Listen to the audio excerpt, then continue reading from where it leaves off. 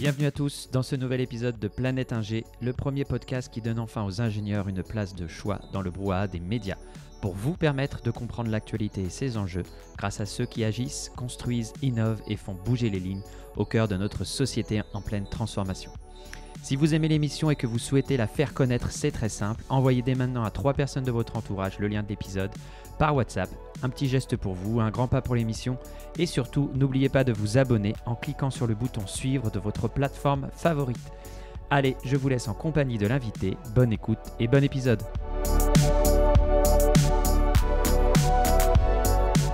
Bienvenue à tous dans ce nouvel épisode de Planète Ingé. J'ai le plaisir aujourd'hui de recevoir Émilie François Dill. Comment vas-tu, Émilie? Je vais très bien, Mathieu. Et toi? Oh, écoute, moi ça va impeccable.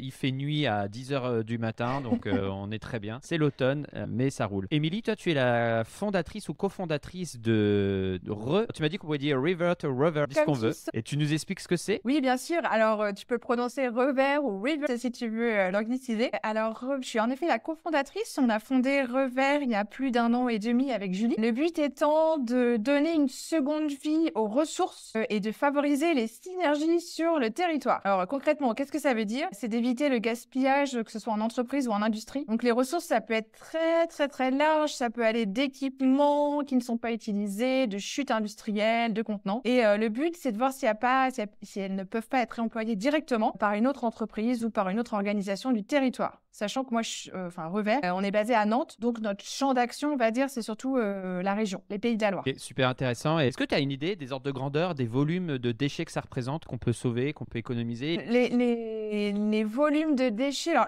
la plus grosse part des déchets, c'est produit par le bâtiment. C'est à peu près 70 à 80% des déchets qui sont produits par le bâtiment. Donc nous, on peut avoir des acteurs du bâtiment qui vont nous solliciter, mais c'est pas là où on va intervenir le plus.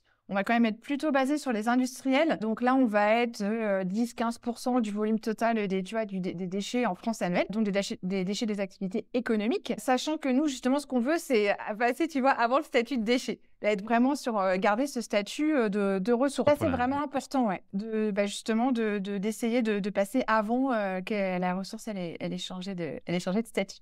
D'accord, ok. Donc on voilà. valorise le recyclage des ressources et pas des déchets. Très bien. Ouais, nous, on est en réemploi, en fait. On parle plutôt, dès qu'on peut, en particulier même sur des équipements, ça va être du réemploi. Et sur des chutes de production, ça peut être soit la réutilisation, de l'upcycling. On travaille pas mal avec des entreprises qui vont faire de l'upcycling. Et s'il n'y a pas d'autre choix, on va se positionner sur le recyclage. Okay. C'est super intéressant. Est-ce que c'est un concept qui existe déjà ailleurs, dont vous vous inspirez, ou on part de zéro On part pas de zéro. Alors, dans la région, tu as pas mal... c'est l'économie circulaire. Tu vois bien, ça commence à... Tu dois aussi le voir, toi, dans les gens que tu interviews ou dans ta profession. Ça commence vraiment à avoir de plus en plus d'applications concrètes. On a pas mal discuté avec T-West, qui sont pas très loin. Ils sont en Bretagne, qui eux avaient déjà pas mal inventé sur le sujet justement de cette synergie inter-entreprise sur un territoire. Et du coup, est-ce que c'est tout nouveau? Non, mais pour l'instant, il y a encore beaucoup de choses à faire. Donc ça, on le voit bien, on a un partenariat avec la plateforme de la région qui s'appelle Solutions Partage. Ça permet de donner de la visibilité en fait à ces ressources. Et on voit bien que pour l'instant, ça commence à avoir des synergies qui se créent, mais c'était pas tout le temps derrière à essayer vraiment de faire des matchings entre l'entreprise ou l'industrie qui les a et quelqu'un qui pourrait les reprendre. Il faut vraiment... c'est pas encore un automatisme, en tout cas, chez les industries. Et j'espère que ça va le devenir, mais pour l'instant, c'est pas encore un automatisme. D'accord. C'est quoi les obstacles principaux, justement, au développement de ces solutions de partage de la ressource au niveau des entreprises? Il y en a pas mal, pour l'instant. Alors, il peut y avoir des obstacles, on va dire, de qualité ou sectoriels même. Tu vois, souvent, il y a une ressource, elle est dans un secteur donné, elle correspond à un cahier des charges d'un secteur donné, une qualité donnée.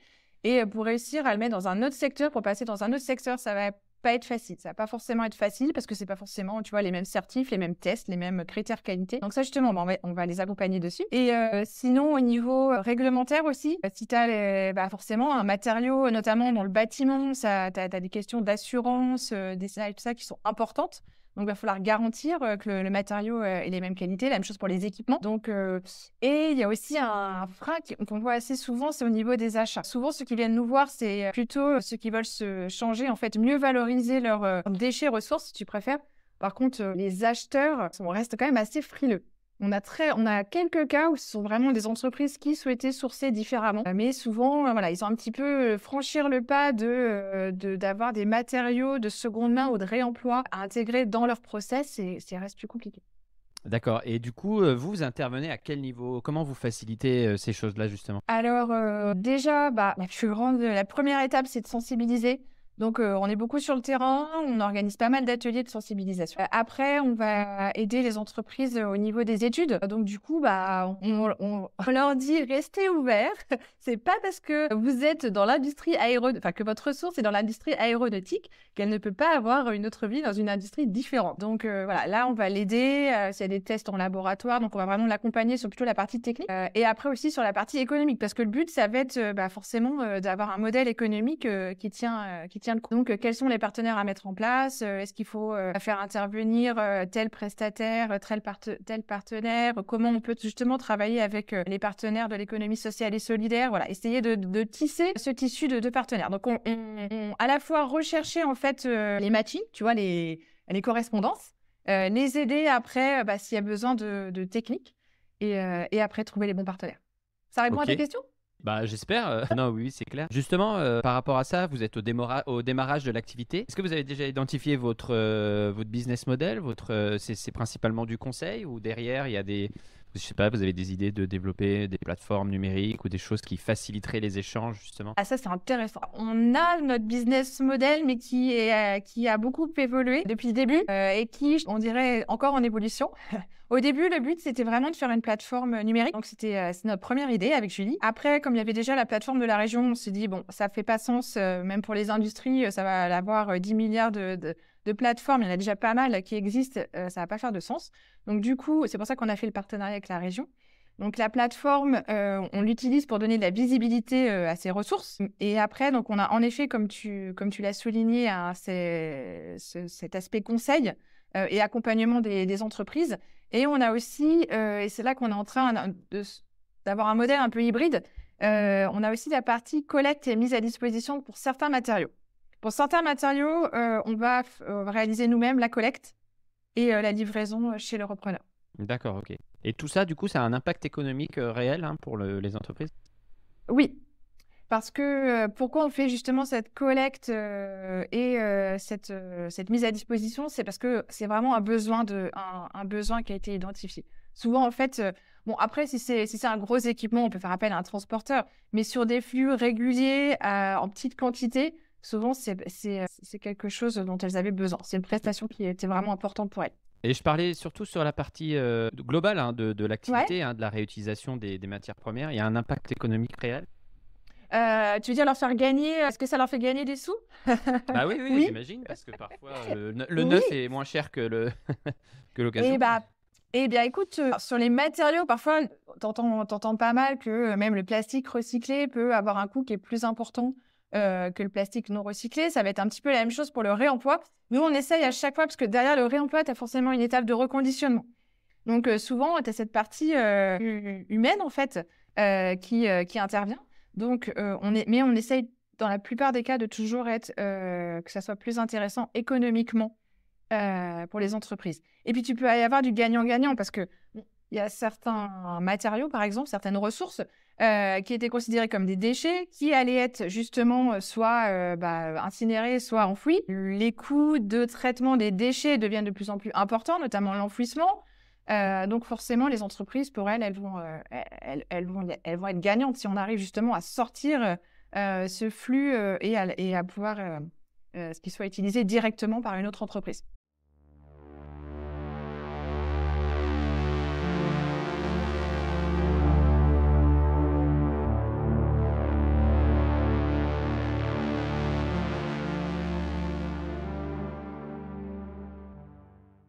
À quel moment tu t'es décidé justement de te lancer dans cette aventure-là par rapport à ton parcours?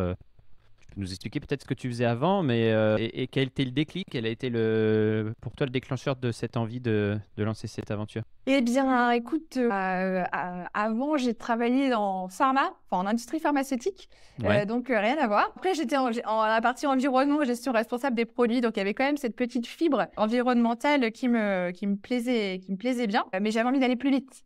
Le déclencheur, c'est ce qui m'a fait vraiment changer de voie, on va dire, de secteur en tout cas. C'était l'envie d'aller plus vite. Et j'étais dans une grosse structure et je voyais bien en fait pour qu'ils n'avaient pas cet accompagnement, c'était vraiment, il fallait quelque chose qui permette d'aller plus vite. Donc voilà, j'ai quitté l'industrie pharmaceutique, j'ai repris le chemin des études. J'ai fait un master spé en économie circulaire, tu vois, pour vraiment avoir les bases, savoir, voilà, aussi avoir la légitimité. Je trouvais que c'était important. Et puis aussi me construire le réseau dans la région. Et je me rends compte que voilà, c'était vraiment important. Et je regrette pas. Hein. Je vois bien qu'il y a ce besoin d'accélérer, d'aider les entreprises parce que elles ont pas. On parlait de gains tout à l'heure. Je t'ai parlé d'un gain financier juste sur tu vois, la valorisation du traitement des déchets, mais tu as tout aussi le gain financier que tu as en ne mobilisant pas tes ressources humaines. Parce que souvent, dans les entreprises, dans les beaux cas, tu as un responsable HSE ou qui HSE qui va s'en occuper. Sinon, Ouais. dans les petites entreprises, tu n'as pas forcément quelqu'un qui va regarder si on peut mieux valoriser ses ressources. Ce n'est pas forcément ce que va lui proposer ses prestataires. Donc voilà, il y a le besoin. Ça, c'est Ok. sûr. Bah écoute, super. Et qu'est-ce que tu as trouvé le plus difficile jusqu'à présent, justement, dans ton aventure, dans l'aventure entrepreneuriale? Et puis après, peut-être, on parlera d'un point de vue plutôt business. Dans l'aventure entrepreneuriale, ce que j'ai trouvé le plus difficile, alors même si on est deux à avoir fondé la structure, moi je trouve que c'est la solitude au début. C'est que tu te sens un petit peu seul. Souvent, quand tu es salarié en poste, tu as toute une équipe derrière toi, plein de choses, tu vois, auxquelles j'avais jamais. Là, tu dois tout faire, quoi. Donc, au début, heureusement, on s'est fait accompagner. Donc, on s'est fait pré-incuber dans une structure à Nantes. Et ça a vraiment aidé. Parce que c'est vrai qu'au début, quand tu es tout seul, on te parle de. Enfin, voilà, il faut que tu choisisses quel type de structure tu veux monter. Il faut que tu fasses ta facturation. Il faut que tu fasses ta. Enfin, voilà, c'est toutes les casquettes différentes. Donc, voilà, et tu dois prendre des décisions un petit peu tout seul, quoi. Voilà, t'as pas de. Surtout à part les partenaires dont je t'ai cité tout à l'heure, souvent, comme on est un petit peu dans ce côté nouveau, changement de comportement, il n'y a pas beaucoup d'échanges, en fait. Voilà, c'est comment les questions, elles n'ont pas beaucoup de réponses pour l'instant. Voilà, qu'on s'est Ouais, posé. je connaissais l'incubateur, mais pas le pré-incubateur. Il y a une différence. Non, c'est le pré-cooking, c'est le décongélation. Le pré-incubateur, c'est avant l'incubation. En fait, c'est sur un temps qui est un petit peu plus court. C'est avant que ton projet, t'es avant le stade vraiment d'incubation où ton projet est vraiment lancé. Donc voilà, c'était une période plus courte. Ok. C'était Et, inférieur à 6 mois. ok. Et les difficultés auxquelles tu t'attendais pas d'un point de vue de ton business, là, je parle, hein, du déploiement, justement, de ce que vous voulez faire au niveau des entreprises. Quel est le plus gros frein? C'est quoi les plus gros obstacles là, auxquels tu t'attendais pas et qui arrivent aujourd'hui? Auquel je m'attendais pas. Je m'y attendais un petit peu, mais je pensais pas que ça allait être aussi important. C'est vraiment le changement de comportement. C'est ce que je t'ai dit au début. C'est vraiment, c'est réussir à faire. J'ai changé pour ça, justement, pour aller plus vite, pour faire accélérer les entreprises, justement, dans cette transition. Mais ça reste encore. Je pensais pas qu'il allait avoir autant de freins, même en interne organisationnel, qui allait faire qu'il fallait que je sois patiente. Est-ce que c'est vraiment possible de faire accélérer les entreprises? J'ai l'impression que des fois, il y a ces deux mots qui vont pas forcément, ensemble, non? Qu'est-ce que t'en penses? Non, mais t'as entièrement raison. Écoute, je sais pas si accélérer, en tout cas, souvent, faut prendre son temps. C'est peut-être ça, en fait. C'est peut-être, je suis partie sur l'idée de, voilà, je vais accélérer cette transition et ce changement de modèle. Ça prend du temps. Mais en tout cas, il faut tester et essayer. Ça, par contre, c'est vraiment quelque chose que j'ai appris encore plus que dans ma vie d'ingénieur d'avant. C'est toujours tester voilà, il faut toujours essayer. Même si les essais ne sont pas toujours concluants. Ouais, non, mais il faut pas baisser les bras surtout. Petite pause dans ce super épisode pour vous laisser le temps de souffler et vous rappeler que si vous voulez soutenir cette émission, ouvrez l'application Apple Podcast ou Spotify et vous cliquez sur rédiger un avis, vous laissez une notation 5 étoiles et un super commentaire. Et je vous laisse en compagnie de l'invité.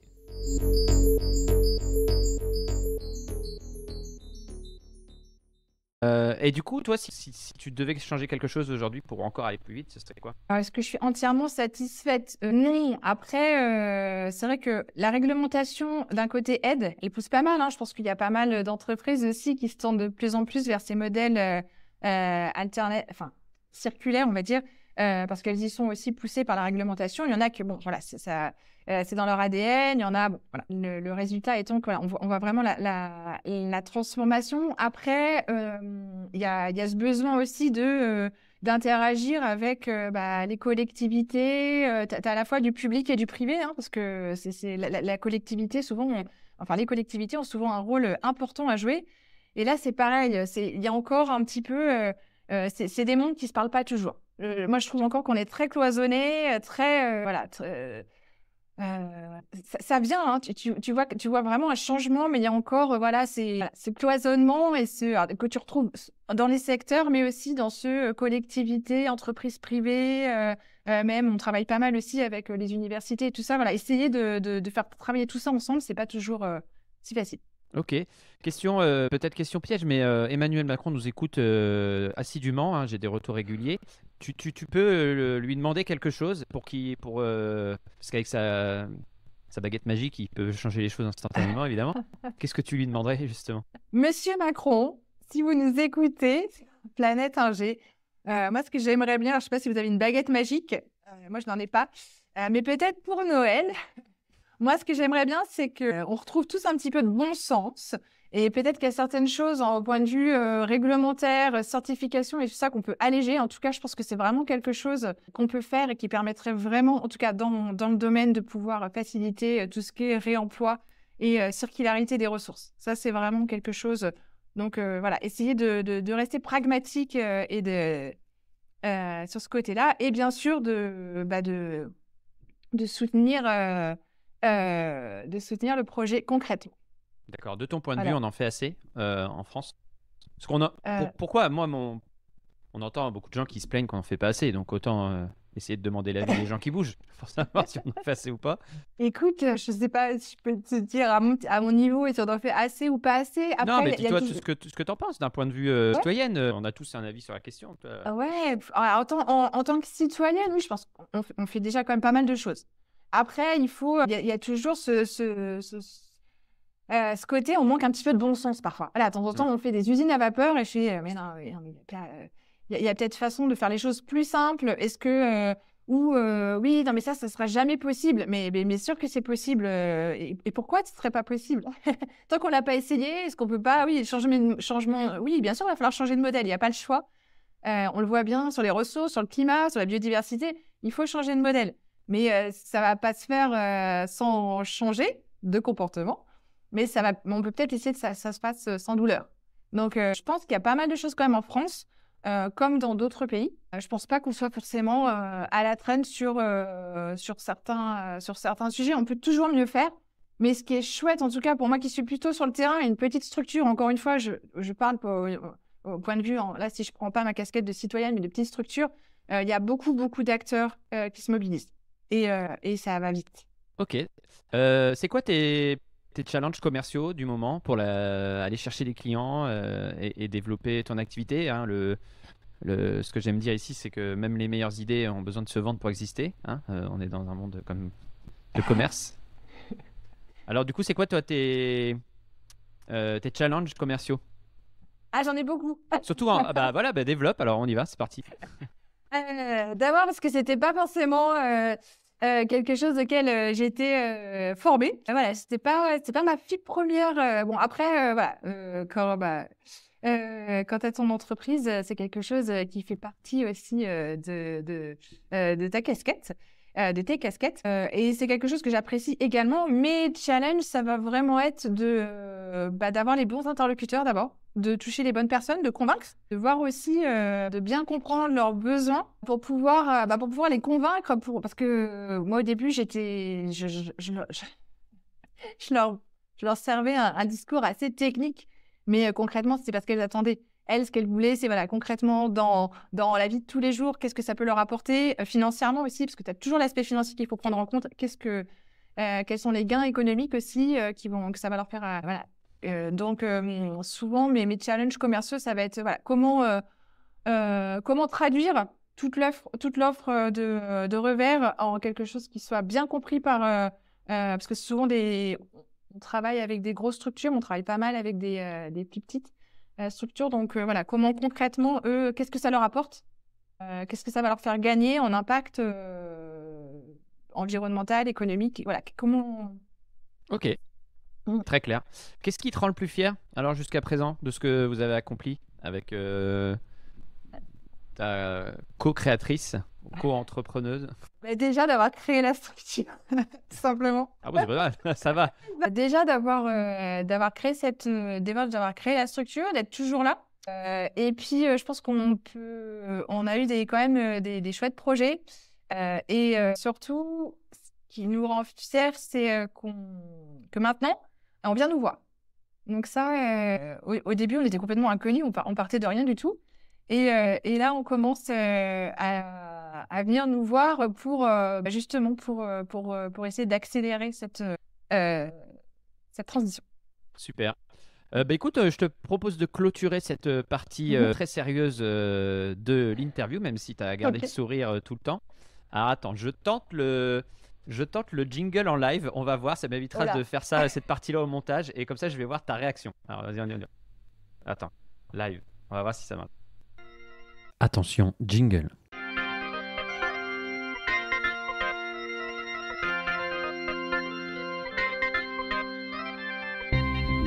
Le droit de faire une petite danse ou... Ouais. Impeccable. J'espère que tout le monde l'a entendu. On verra. En tout cas, toi, tu l'as entendu. Ouais, parce que tu as fait la petite danse. Donc, c'est bon. Donc, on est sur le challenge l'ingénieur en mode survie. Le challenge de la saison 3. J'espère que tu as révisé. Pour l'instant, j'envoie les questions en avance aux invités. Donc, l'idée, c'est de voir. Tu es ingénieur. Donc, de vérifier si tu es ingénieuse ou pas. Donc, tu es coincé sur une île déserte avec 3 objets, 2 outils et un livre. Qu'est-ce que tu emmènes avec toi? Et explique-nous un petit peu ta stratégie pour t'en sortir. Alors, si j'avais 2 outils, alors je ne savais pas lesquels allaient être autorisés. Tout est autorisé. Tout outil. Donc, moi, j'aurais pris un couteau suisse parce que je me suis dit, un couteau suisse, c'est un petit peu tout dedans. Puis, ça va bien quand même avec l'ingénieur qui a aussi un petit peu ce côté couteau suisse qui s'adapte un petit peu à tout. Et alors, je ne sais pas si tu considérais ça comme un outil, mais j'aurais bien pris des allumettes.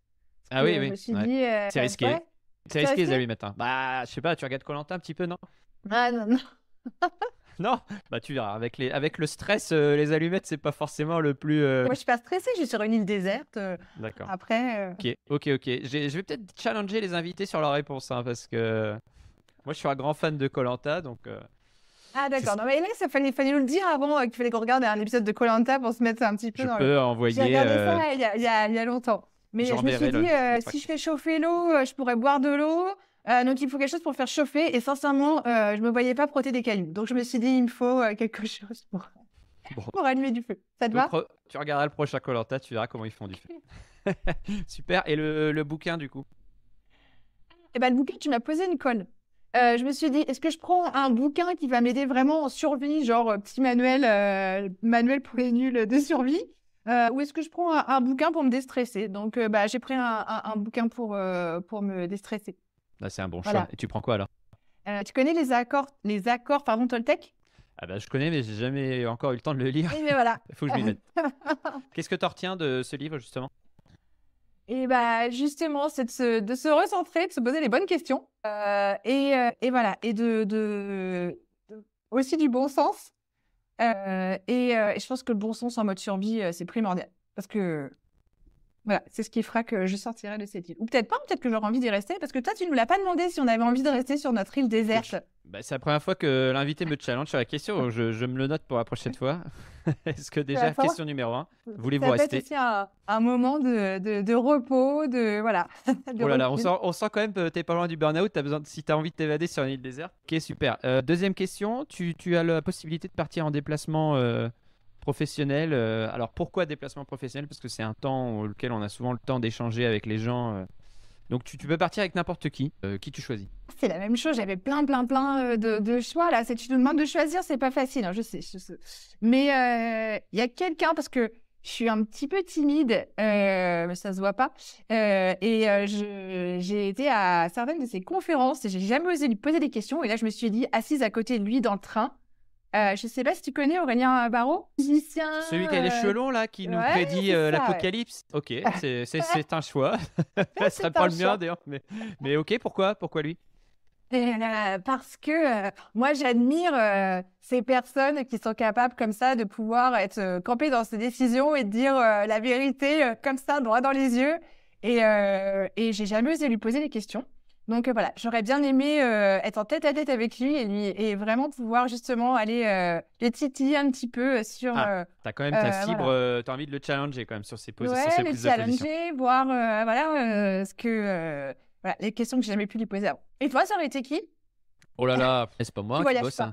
hein. J'ai beaucoup voyagé. Mais ouais, c'est une bonne question. Je me la poserai peut-être un jour. On fera un épisode où c'est moi qui réponds aux questions. Et ouais, Mais carrément. quand je me serais inspiré de 30, 40 fois la même question, j'aurais eu le temps de bien peaufiner le. Bon, pour l'instant, j'ai pas de redondance, hein, c'est bien, vous êtes tous très originaux. C'est super. Eh ben écoute, Émilie, on va arriver à la fin de l'interview. Je te laisse le mot de la fin, ton petit message promotionnel, personnel. Est-ce que vous recrutez? Est-ce que tu as envie de passer une promo? Tu dis ce que tu veux, c'est ta minute à toi. Waouh! Alors, est-ce qu'on recrute? On prend des étudiants. Pour l'instant, on va commencer un chouette projet. Il faudra voir sur le site de Revert. Donc, c'est www.re-vert.io si vous voulez en savoir plus. Sinon, moi, le seul message que j'ai à vous dire, c'est vraiment tester. N'hésitez pas à changer de regard sur vos ressources. Elles ont une valeur. Et puis, il faut apprendre à coopérer. Voilà, il faut changer nos modes de fonctionnement, coopérer avec des partenaires qui sont avec lesquels vous n'avez pas forcément l'habitude de coopérer, mais ça ne peut faire que de la richesse supplémentaire pour le territoire et pour notre planète. Eh ben, bravo J'ai à pas toi, été trop long? Émilie. Non. Bah non, c'est parfait. Écoute, il n'y a Ok, aucune contrainte. nickel. Merci beaucoup pour ton énergie et ce que tu fais. Et voilà, j'espère que l'épisode vous a plu. N'hésitez pas à le partager autour de vous et à vous abonner à la newsletter pour ne rater aucun épisode et connaître les coulisses de l'émission newsletter.planetag.fr. Et à la semaine prochaine.